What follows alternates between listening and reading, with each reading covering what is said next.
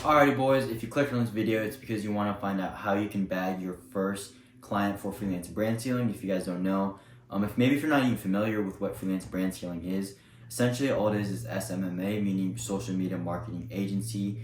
So you're running, ads, managing ads for clients, and then once you kind of go from freelance brand scaler, freelance meaning you're working for yourself, you can move on to a marketing agency where you do a ton of other things. But for the sake of this video, obviously, I made a speed run to show you guys how you can bag your first client. If you guys are new to my channel, I've started around 2 months ago. I have around 8 active clients, so do the math, I'm getting about a client a week, and they're all, pretty high ticket. And of course, I am hoping to sign a couple more, this coming week / this coming month. But yeah, we're gonna hop right into it. And if you guys do want to go and kind of fast track your success to your freelance brand scaling journey, I have a link down below if you want to join my inner circle. If not, I don't really care. But I know when I started out, I had to pay for a $1,000 mentorship, and I didn't have $1,000 at the time. So if you guys want to join mine, it's down below. But let's hop right into this video. All right, boys. So enough of the yap sesh. This video has been long overdue. So how to bag your first client. So why finding your niche matters. You guys need to stop chasing every client and focus on the right ones. So for an example, you need to pick a specific client niche that you're going to target. If that's clothing brand, landscaping, local businesses, car rental shops, whatever it is, there is a ton of different business models that you could scale for. It isn't just brand scaling, even though Brez has kind of made that known for that. It's brand scaling can mean you're scaling any type of business model. Now, picking on a specific niche or client will result in higher conversion rates. So if you already know someone's doing well, they're making whatever 10K a month, you're going to get a higher conversion rate, and you need to build a strong brand identity for them. So if someone, owns, let's just say, a gym, a local business, you need to make sure that's all they're talking about and doing deep research in what they're promoting. So understanding your strengths and passion. What skills do you excel at? What are you genuinely passionate about? And where do these passions intersect? So one, kind of thing I've learned throughout my freelance brand scaling journey is chasing money isn't going to lead to success, but chasing your passion, and your passion usually leads to money. So for an example, I've always been into fashion. I started a clothing brand when I was 11. Obviously, I didn't know much about the clothing brand industry, so I kind of gave up. But you guys need to find something that you're passionate about. For example, one of my homies, he's into gym, right? He loves working out. He likes the gym. So I told him, all right, well, you can scale, your local gym. You can scale a supplement. You could scale a gym clothing brand. Any kind of product, you're able to help him. So he went into the fitness industry and he's doing fairly well. Now, this can do anything, bro. Like I'm telling you, if you're into cars, right? Reach out to a ton of car rental shops and tell them yo, I could help you out, get more clients and stuff. I think what helps is once you're able to find your passion, you're able to tie that in with your potential client that you're talking to, right? So it's a lot easier to relate to someone and start a normal conversation and then go into yo, I actually run, actually scale brands, this and that. And, you're going to have some kind of knowledge in that field already, because it's going to be a lot harder if you're reaching out to, let's just say, a landscaping business and you have no idea what landscaping is. You're not going to be able to really build that relationship with your client. So long story short, you want to find your passion and then kind of target that type of niche. So researching your ideal client. Now, target audience research, understand their needs, pain points, and goals. This is a huge one that I think a lot of people don't understand. But I would say you guys need to take a good week and pick out maybe 10 to 15 potential clients / brands, whatever it is, and do deep research. Go on Facebook ads library and find out if they're running ads. If they are running ads, what are they missing? What can they improve on? Maybe their ad creatives aren't doing well. Maybe their landing page isn't good. Maybe they don't have an SMS set up. If you're able to find out what they're doing wrong and use those pain points to your advantage, you're going to be able to sell a lot more people on your service, right? So for an example, I did deep research on this specific brand I've been scoping out for a while, and I found out that their website honestly was pretty ass. It was just it was some basic Shopify theme, right? So instead of hitting them up and being some kind of bot, yo, let me scale your brand, 15% commission. So first I was yo, how long you been doing this? I love your brand. And then I kind of gave him a free tip. I was yo, have you ever thought about, adding this to your website or adding OmniSend or upsell, something that could, help them get a lot of clients, right? Or, sell a lot more products. So I think making sure that you use their pain points to your advantage is going to help you get and land a lot more clients. So competitor analysis, see what's working for others in your niche, identify your ideal client profile, create a persona with your demographics. So competitor analysis, what I mean by this is basically what's working in that niche already. So for an example, I'm working with someone who's selling, jewelry bracelets, kind of like the trending ones right now with like the diamonds and different stones, right? So I'm like, okay, bro, so you're starting this, you're a lot smaller. He's already done pretty well. Now let's look at what his competitors are doing, that what they're doing well and what they're not doing well. So what they're doing well is they have a good website and they have good promotions, right? But if I go and take a look at their ad creatives, they're not the best. They don't have good offers. And, we're just finding out what's already working, and we're going to use that to our advantage, because why would we want to create our own path and go through a ton of trial and error when we already have something that's already working? So making sure that you're doing, your research about competitors in that niche, and then kind of talking about that with your client, being like, yo, we can definitely do this and that to get you to that level where they want to be. Now, identify your ideal client profile, create a persona with that specific demographic.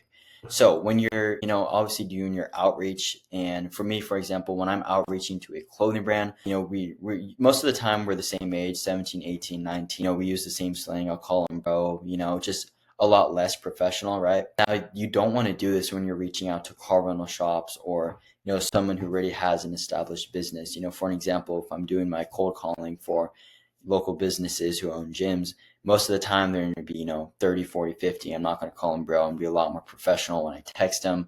I'm going to be using periods. I'm going to be making sure that I'm not using any slang, just because it's a lot more professional on your end.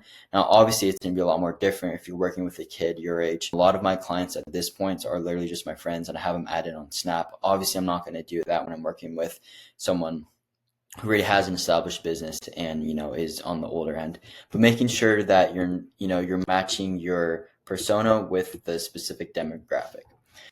Next, what we've all been waiting for, and what everyone's been asking in my fucking DMs every single day, is outreach. Outreach is obviously the most important part when it comes to landing your first client. So what's worked for me the best, I would say, is cold calling businesses. Now, what I mean by this is going on Instagram and picking your niche, like I said. So for example, I do car rental shops, and I literally made an entire spreadsheet around 15 to 20 car rental shops. And most of them have their contact, they have like a contact tab on their Instagram, and it gives you the direct number to their phone number. Now, this to me is gold, bro. If you could get that direct number to the owner slash manager to the business, I mean, it's all up to you from there to close them and talk to them. Now, I have an entire separate video on how to talk to people on the phone when you're cold calling, because there's a specific way you want to go about it. You just don't want to sound like a bot and be like, yo, I run a marketing agency. Let me, manage ads for you, this and that. You want to go about it a specific way. So if you guys want to see that video or, find out more, you guys, again, could sign up for my inner circle, link down below. But cold calling is a super important thing that a lot of people don't do. And I think it's one of the best outreach, because you're able to talk to them, kind of, they're able to hear your voice and know you're not some kind of bot.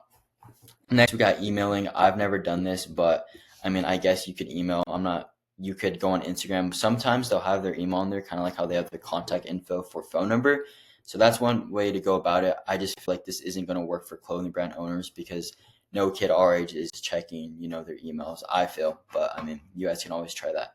Next is DMing on socials. Now, I don't want to ever hear anyone say, oh, I go on Instagram and I look at clothing brand and I DM the top 10 that pop up on your For You. That shit is just so fucking cooked, thanks to Brez. Love Brez, but that method is cooked. That's the last thing you want to do. Do not go on Instagram and randomly DM a bunch of clothing brands on your For You. When I say DM on socials, I mean very strategically. I mean, Instagram is somewhat cooked. I've actually gotten 3 to 4 clients off TikTok DMing. You could do Twitter. I'm sorry, not Twitter. You could do X. You could do a ton of other socials. And you need to be very strategic when DMing. You shouldn't be copying, pasting some kind of, ChatGPT prompt. Even though I did say that you can do that. It's worked before. But you guys need to find out a way to be different. So you can do voice notes. That's helped before, because they can hear your voice. You can record yourself a Loom video talking about what you offer. Or when you DM, I would say get to know them first. So be like, hey bro, I love your shirt that's coming out. When are you dropping? Or yo, do you guys still got a size small in this? And once they see that message, you could kind of go from there and just build a good relation with them. don't ever sell yourself right away. A lot of the time that doesn't work out. Now, the next outreach method is local businesses. This is probably the most underrated method by far, I would say right now. I mean, Brez has even said it, but I know every single one of you know someone or some uncle, some friend that owns some kind of maybe small gym, small clothing brand, small, some kind of shop, some kind of cafe. Making sure that you're able to have proof for your future clients is going to be super helpful. So maybe, you have your aunt who owns a coffee shop, right? Go ask her and be like, hey, let me run ads for you, $10 a day. Maybe she doesn't pay you, maybe she does. But just being able to get some kind of result that you can show to your future client is super important. So reaching out to, dude, even go in person, like go in person to maybe a nutrition shop, for an example. I've done this before.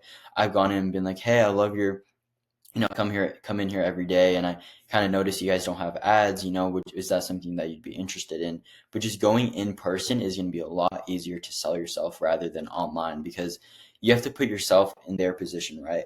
Number one, a lot of you guys don't even have your own branding, right? So for me, an example, I post videos of myself every day talking about what I do.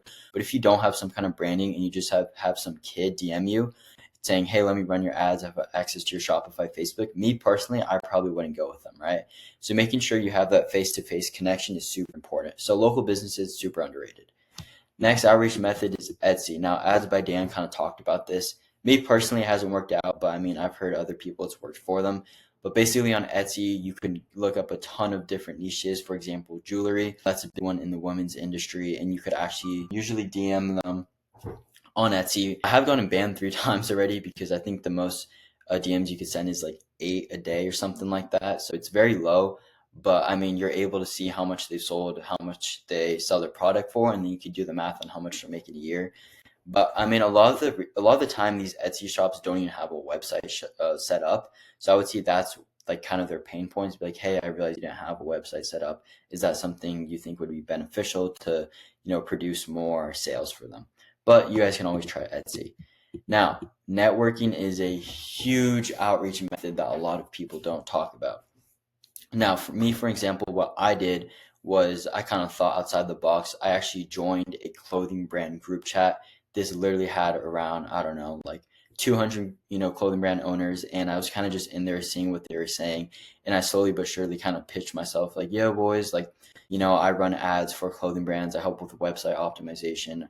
I have my whole marketing agency. If you guys were interested, hit me up. I have 2 spots left. I'm not kidding. Next day, I probably got 5 brand owners reach out to me, and just like finding out ways to make connections with other people that already know people in that industry is super important. Another example, just, following a bunch of people on Instagram that are already successful and kind of talking to them, asking like, yo, do you know any people that are in need of some kind of marketing?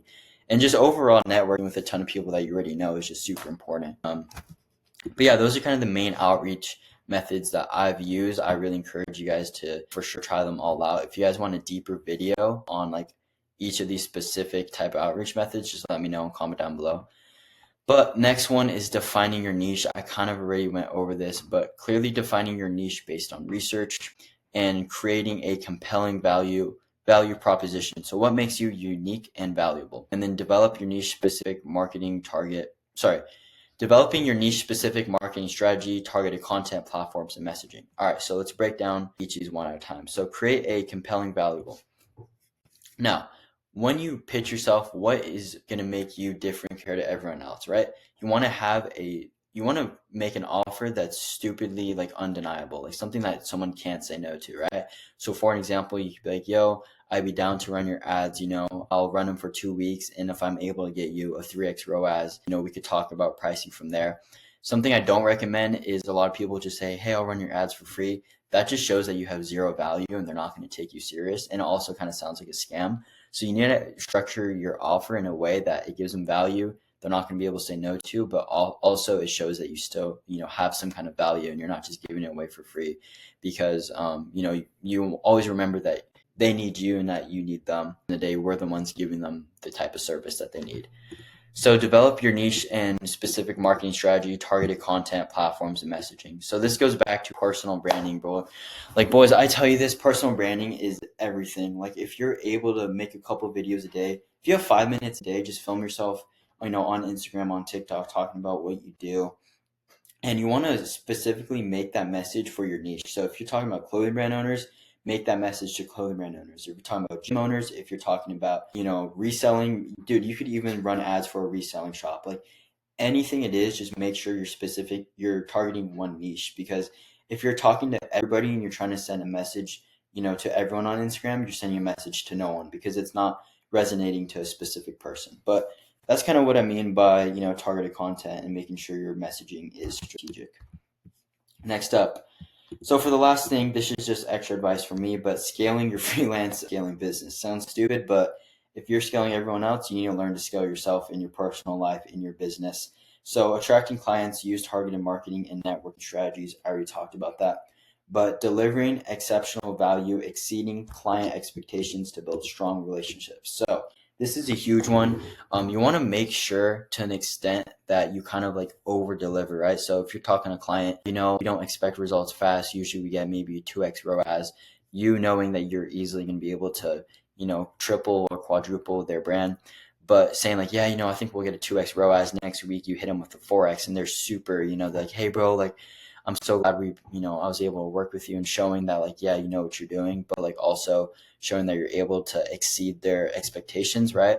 And then also just creating a strong relationship. Like I said, every single one of my clients I have a really good relationship with. I have, most of them are kids my age, so I have them added on Snap. We like talk daily more about business, just like how life's going and stuff. So I think having a good relationship is super important when it comes to getting your first client, just because you're able to resonate with them and what you guys are doing together and what you're building together. But obviously once you land that first client, you would somewhat start an agency, hire people to do the work that takes up most of your time, so you can focus on the bigger picture. I've kind of tried to branch myself to the marketing agency. Like I said, I have someone actually managing the ads, I have someone doing my cold calls, I have someone I have someone who's giving me leads, so lead generation, and I'm kind of just making sure everything runs smoothly. Again, this shouldn't be until you feel bottlenecked and like you don't have time to actually manage each client individually.